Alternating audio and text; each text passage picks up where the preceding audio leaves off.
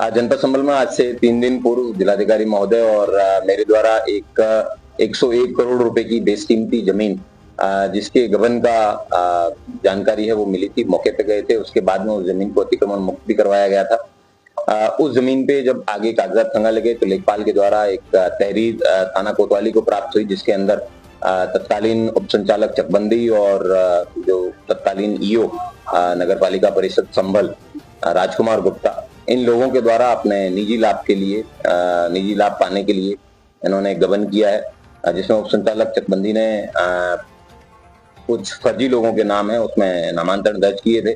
उसके बाद में कुछ लोगों के द्वारा माननीय उच्च न्यायालय के अंदर रिट योजित की थी उस आदेश के खिलाफ, लेकिन राजकुमार गुप्ता के द्वारा उस रिट को अपने निजी लाभ प्राप्त करने के लिए वापस विड्रॉ कर लिया था। कुल 101 करोड़ रुपए की ये जमीन है।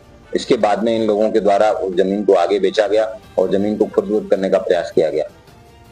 इससे पहले और भी मामले इनके सामने राजकुमार गुप्ता के खिलाफ एक 44 लाख रुपए के गबन का मामला है, वो 2022 के अंदर लिखा गया था, जो पूर्व में इसके 6 साल तक ये यहाँ पे नगर आयुक्त कह सकते हैं एक तरीके से यहाँ पे रहा था, ईओ रहा था, अधिशासी अधिकारी रहा था।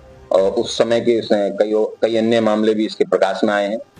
संभल कस्बे की जनता से अपील की जाती है कि अगर कोई भी व्यक्ति इसके जो कृत्य हैं या कारनामे हैं इनके बारे में जानकारी रखता है तो वो संभल पुलिस से आके साझा करें। इसके पूरी विवेचना के विवेचक हमारे सीओ कुलदीप कुमार हैं, वो वर्तमान में इसमें बहुत ही सघनता के साथ में इसकी विवेचना कर रहे हैं।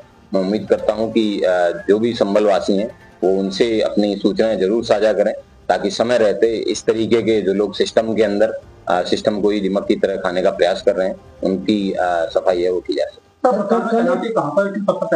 ये वर्तमान में सहायक नगर आयुक्त शाहजहांपुर में तैनात है। इसको पूर्व में 2 शासन स्तर पे दंड भी है दिए जाने की बात प्रकाश में आई है और ये अपने रिटायरमेंट के एकदम पास में। अब तक कुल कितने लोगों से पूछताछ हो चुकी है? क्या कल कोई चेयरमैन से पूछताछ? बिल्कुल, इसमें जिस समय ये ईओ रहे हैं उसी समय के जो संभल के तत्कालीन चेयरमैन रहे हैं उनसे भी पूछताछ की है, और भी अन्य लोग हैं उन सभी से पूछताछ की जाएगी। जिस व्यक्ति के खिलाफ जब साक्ष्य मिलेंगे कब तक उस व्यक्ति को गिरफ्तार करके उसके खिलाफ कार्रवाई है वो सुनिश्चित की जाएगी। Thank you.